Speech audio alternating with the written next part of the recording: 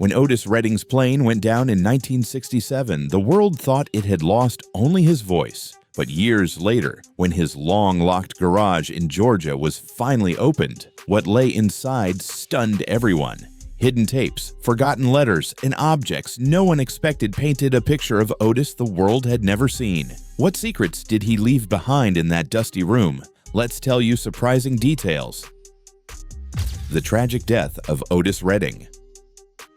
On the morning of December 10, 1967, the music world was forever changed. A small twin-engine plane carrying Otis Redding, members of his young band, the Bar-Kays, his pilot, and his valet, took off from Cleveland, bound for Madison, Wisconsin. Bad weather shadowed their path. Thick fog, icy rain, and poor visibility made the journey dangerous, but Otis insisted on keeping his commitment. At just 26 years old, he was at the height of his powers, and canceling a show was something he rarely did. Moments before landing, the plane struggled in the heavy mist and plunged into the icy waters of Lake Monona. Otis, 4 members of the Bar-Kays, his pilot, and his valet did not survive. Only one band member, Ben Cawley, made it out alive, clinging to wreckage in the freezing water until he was rescued. News of the crash spread quickly, leaving the music world in shock. The reaction was immediate and raw. Fans across the United States wept openly. In Macon, Georgia, Otis's hometown, people crowded the streets, unable to accept that their local hero, the young man who had carried the voice of Southern soul to the world, was gone. Radio stations played his songs on repeat, from Respect to Try a Little Tenderness, each note a painful reminder of a voice that had been silenced too soon. Otis's family was devastated. His wife Zelma and their 3 young children suddenly found their lives shattered. Fellow musicians at Stax Records who saw him as a brother and leader were left reeling. Steve Cropper, guitarist of Booker T, and the MGs, who had co-written Sittin' on the Dock of the Bay with Otis only days earlier, described being unable to listen to music at all for weeks. The Bar-Kays lost not only their bandmate but their closest friends. The media rushed to cover the tragedy. Headlines declared King of Soul dead at 26. Tributes poured in from every corner of the music industry. Yet while the public grieved, there was another quieter conversation taking place. People close to Otis knew he was more than just a voice on stage. He was a family man, a businessman, and a dreamer. His sudden death left many questions unanswered. One of those questions lay in the form of a simple structure on his property in Georgia. At his spacious ranch outside Macon stood a garage. To the casual eye, it was nothing unusual, just a storage building for equipment or tools. Years later, when the executor of his estate finally walked toward that garage with a key in hand, it was clear this was more than the unlocking of a building. It was the unlocking of a story that could change how the world remembered Otis Redding. What they would find was not just nostalgia. It was something capable of reshaping everything people thought they knew about the man called the King of Soul. Otis' home in Georgia. When Otis Redding was just a boy, his family left Dawson, Georgia, and moved to the city of Macon. Life there was not easy, but it became the ground where his dreams first took root. His father worked wherever he could to keep food on the table. He started as a sharecropper, then preached sermons when the opportunity came, and later found steadier work at Robins Air Force Base. His mother took care of the home, guiding the children with a quiet strength that held the family together. Their house was small, but it was filled with the values of hard work, faith, and the belief that better days were possible. Music became Otis's escape and his comfort. He sang in the choir at Vineville Baptist Church, his voice carrying further than anyone expected. The church walls often shook with his energy, and even then people could sense something rare in the way he sang. At home, he would listen to the voices that shaped him. Little Richard's fire and Sam Cooke's smoothness left deep impressions, helping him imagine a life beyond the limits of his neighborhood. Local talent shows gave him a chance to test his gift. Otis kept winning again and again, his presence on stage demanding attention even when he was only a teenager. Each contest was a small step, but together they built a belief inside him that maybe his voice could change his family's fortune.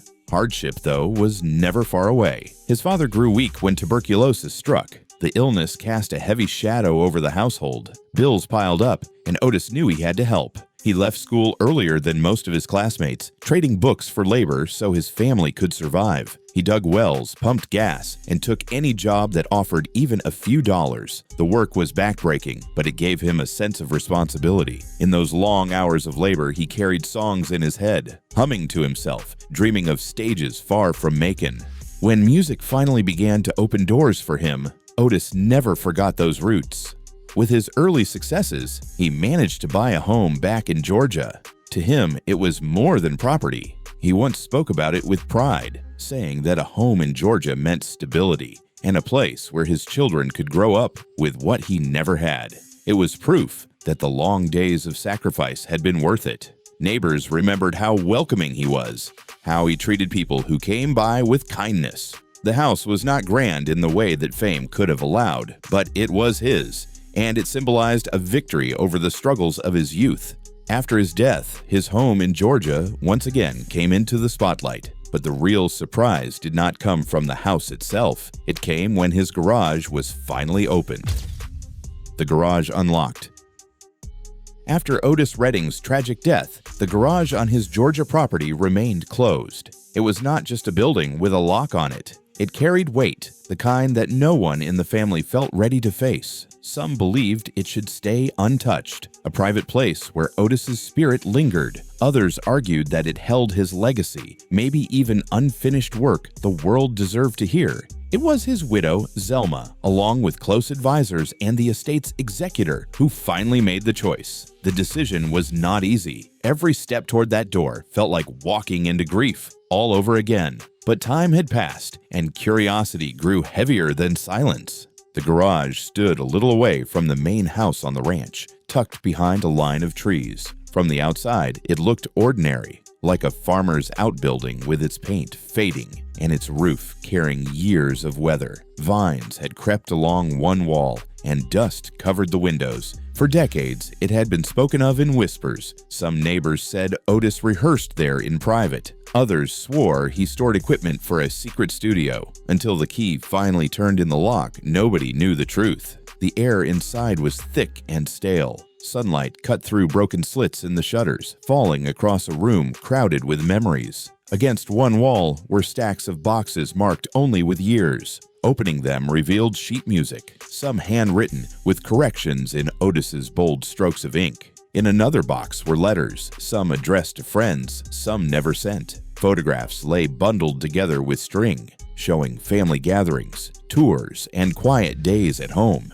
Instruments leaned against the far wall, old amplifiers, guitar cases, even microphones that had once carried his powerful voice. The deeper they looked, the more it felt like stepping into a time capsule. There were tapes too, reels that looked fragile from age. One was marked demo, another carried no label at all. Some of the equipment had been part of a small recording setup, hinting that Otis may have captured songs at home, away from the polished studios of the city. And then there were the vehicles. The garage was big enough to store more than boxes. Covered in tarps, they uncovered cars that spoke to his taste and success. His favorite Cadillac sat silent, the chrome dulled but still impressive. A Ford pickup, rough around the edges, looked like it had been used for more practical chores around the ranch. In one corner, an old motorbike rested, its tires flat but its presence unmistakable. Each vehicle seemed to carry a story. The Cadillac for his star image, the truck for his grounded roots, the bike for the young man who loved speed and freedom.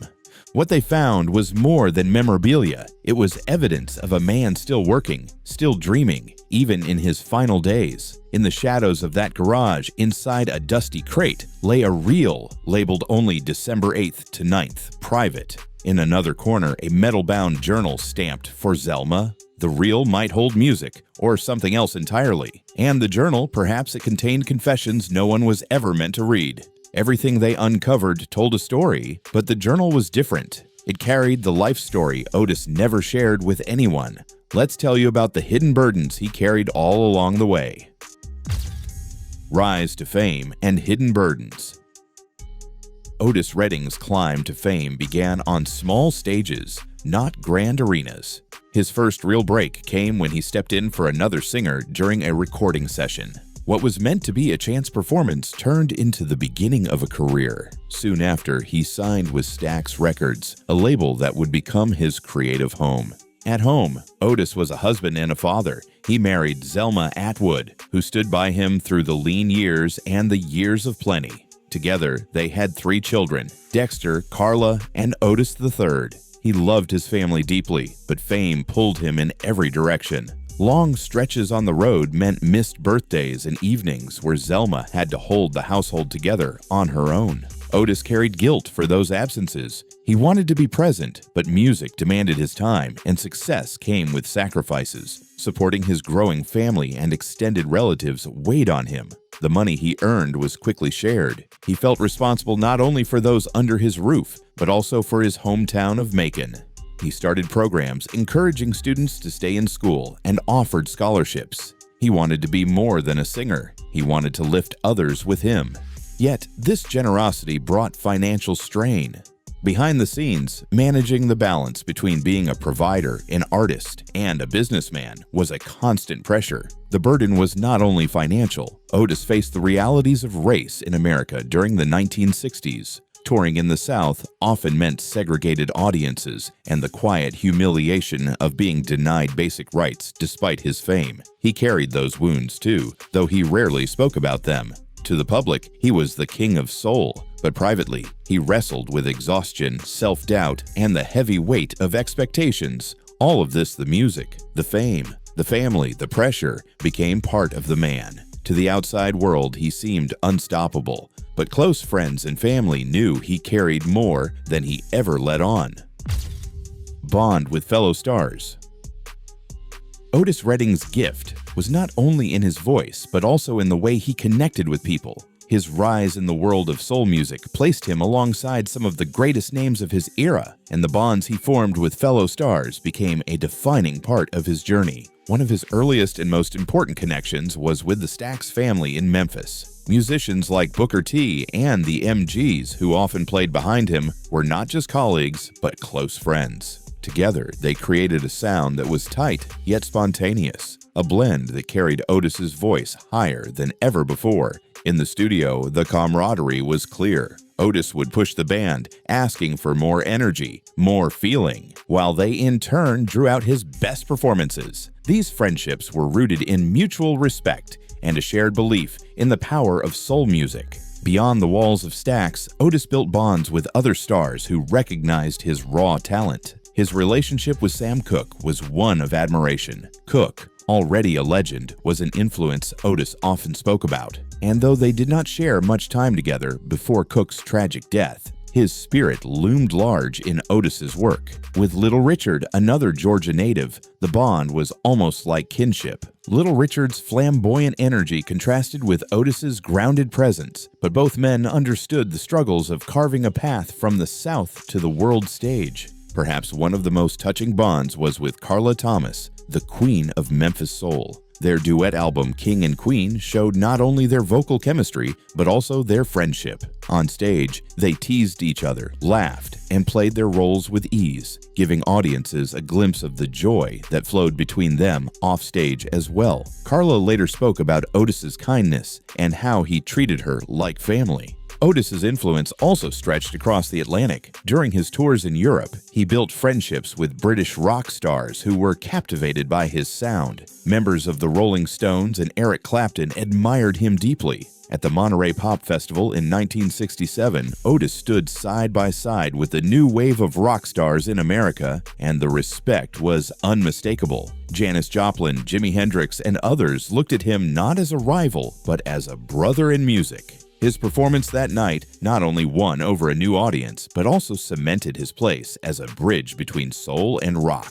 These bonds showed that Otis was more than a singer. He was a unifier. His humility and generosity drew people in, whether they were seasoned legends or young musicians still finding their way. Behind the stage lights, he often encouraged others, giving advice, sharing stories, and reminding them to stay true to their roots. In a world where fame could easily create distance, Otis built connections that were real and lasting. His fellow stars did not just see him as a competitor, but as a friend, a collaborator, and an inspiration. The bonds he forged became part of the legacy he left behind, but his true legacy was far greater than friendships. The legacy under siege. When the news of Otis Redding's death spread in December 1967, the world of music fell into shock. It was not only fans who mourned, but fellow musicians who felt they had lost one of their own. In the days that followed, tributes poured in from every corner of the industry. Stars who had stood on the same stages with Otis spoke about his warmth, his generosity, and his unmatched voice. Aretha Franklin, who shared his spirit for soul, called him a giant whose music would never fade. Members of the Rolling Stones, who had admired him since their earliest days, remembered how his raw sound influenced their own. Janis Joplin described him as fearless, someone who sang straight from the heart without holding anything back. The Monterey Pop Festival performance just months earlier had already sealed his reputation with the younger generation of rock and soul fans. That night, under the California lights, Otis had stood shoulder to shoulder with a new wave of artists, proving he belonged in any company. After his passing, those who had witnessed that performance remembered it as if he had given the world a farewell gift. His legacy lived not only in the admiration of stars, but also in the music he left behind. Songs like Respect, Try a Little Tenderness, and Sittin' On the Dock of the Bay became anthems that carried his voice across decades. Dock of the Bay, released after his death, rose to the top of the charts and became his most famous song. It was bittersweet, a haunting reminder of what was lost and what could have been. Fans listened not only for the melody, but for the man behind it, imagining the dreams he never got to finish. Yet legacy is never simple. Otis's estate, his recordings, and his story became subjects of debate and sometimes conflict. Who controlled his catalog? Who had the right to tell his story? These questions surfaced again and again as his music grew in value and influence. At times, his legacy seemed under siege, not because people forgot him, but because everyone wanted a piece of him. Still, through all the noise, his voice remained pure, reminding the world of the man who gave everything to his art. For young stars, Otis became more than a memory. He became a model of how to rise from hardship and stay true to one's roots. His journey from Macon, Georgia, where he worked odd jobs to help his family, to international fame showed that talent could break barriers, but only when joined with hard work and persistence. His story inspired countless singers who came after him. They studied not only how he sang, but how he carried himself. He gave back to his community, urged students to stay in school, and used his success to lift others. For artists like Al Green and later generations of soul singers, he was proof that you could be both powerful on stage and humble off it. Even today, when young musicians step into the world of soul, they carry a part of Otis with them. His songs continue to be covered and reimagined. His voice still teaches lessons about emotion and honesty in music. For many, he remains the gold standard, the one who showed that true greatness is not about fame alone, but about leaving something that lasts. Otis Redding's legacy stands tall because it was built on truth. He sang what he felt, he lived for his family, and he gave his community hope. Though the business side of his estate sometimes caused disputes, the heart of his legacy could never be touched. It was carried by the fans who kept his songs alive and by the artists who continued to name him as their guide. That was the story of Otis Redding's legacy and the hidden truths that followed him. What are your thoughts on the life he lived and the burdens he carried? Share your reflections in the comments below. We'd love to hear what you think.